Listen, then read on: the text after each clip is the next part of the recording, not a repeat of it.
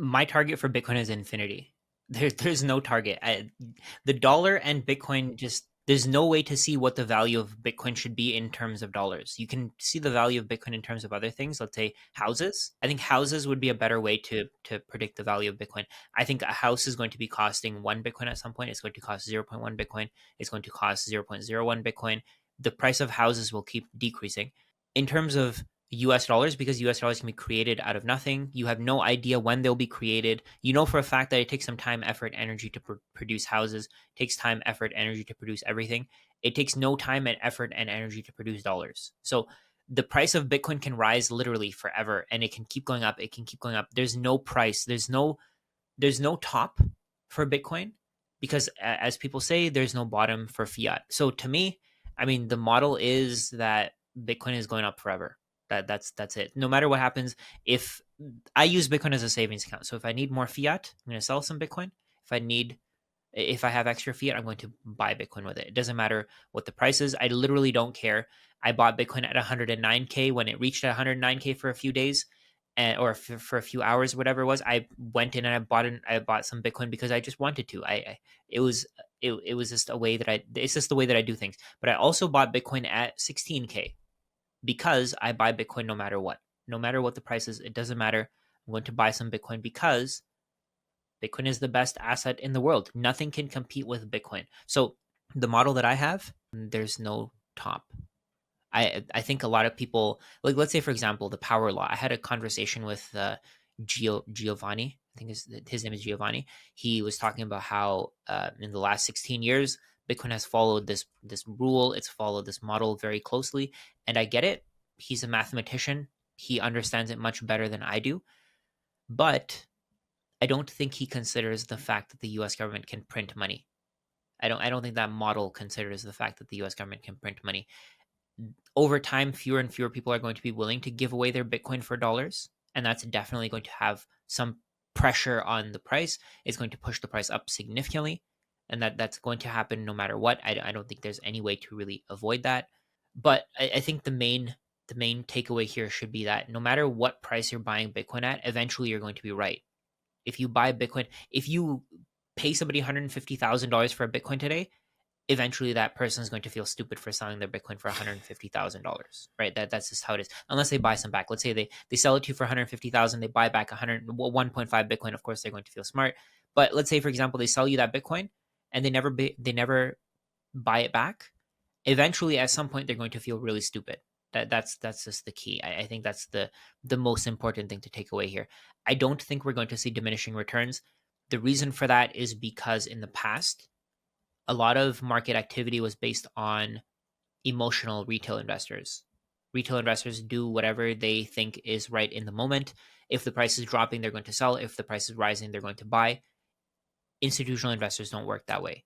Institutional investors, once they understand what something is, they're going to have a constant bid for it. They're going to continue to buy. They're going to continue to buy. Exactly what Michael Saylor is doing. Michael Saylor kept buying more and more. If anything, Michael Saylor is buying more when the price rises. He's putting more buy pressure into the market when the price rises. So what we're going to see, at least in my opinion, is we're not going to see diminishing returns. I think returns are going to accelerate. I think we're going to see that S curve.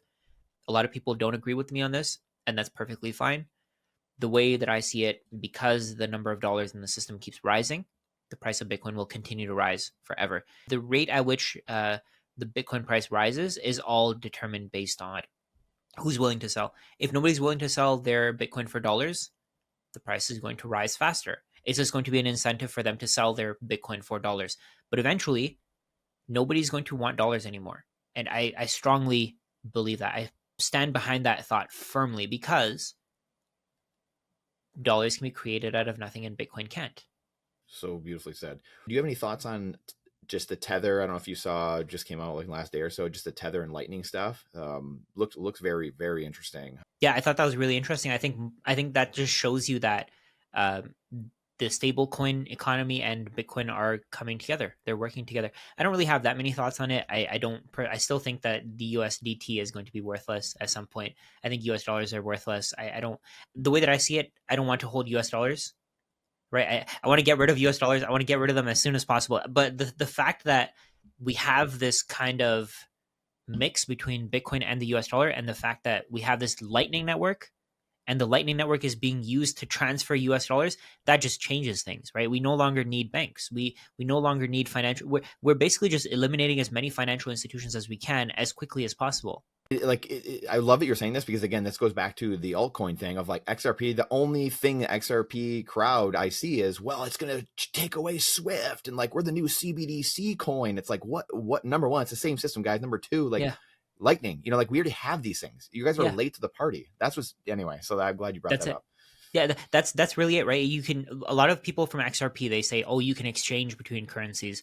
You can do this, you can do that. I saw this post on Reddit that said, oh, you can send Bitcoin to someone on the XRP ledger for cheaper, but you can't, because it's just another layer on top of Bitcoin.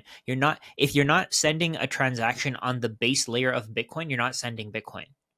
Same thing with Lightning. Lightning is a great technology and all that, but you're using custodians, you're using counterparties, you have people in the middle who you have to trust in order to run that Lightning node, in order to run that Lightning, whatever it's called. I don't know the technicals. I am going to admit to you that that's my weakness here, but you're still having to trust somebody. That's the key.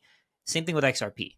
Until you have Bitcoin on the base layer, you're still trusting someone. If you have Bitcoin on a Lightning wallet, you're trusting someone with that Bitcoin. You don't actually have that Bitcoin. Unless you have your seed phrase, unless you have your 12 words, that Bitcoin is not yours. And that's the key here. So back to the Lightning and Tether conversation. What this is going to do is it's going to make Bitcoin better. It's going to make Bitcoin more powerful. We can now send US dollars on Bitcoin. We'll eventually be able to send euros on Bitcoin.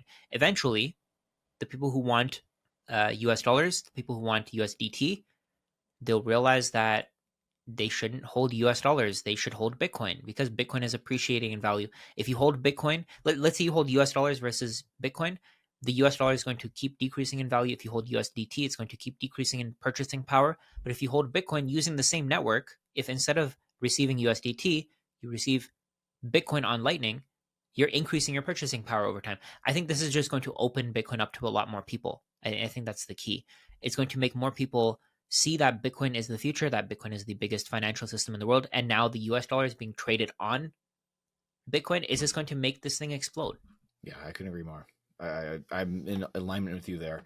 What are the Bitcoiners? What are the people like who you're studying right now? Like, who are the people that have had some really big impact on you? Just kind of your aha moments, your this transition to Bitcoin over the last handful of years, and who are you studying right now that you're really finding very useful?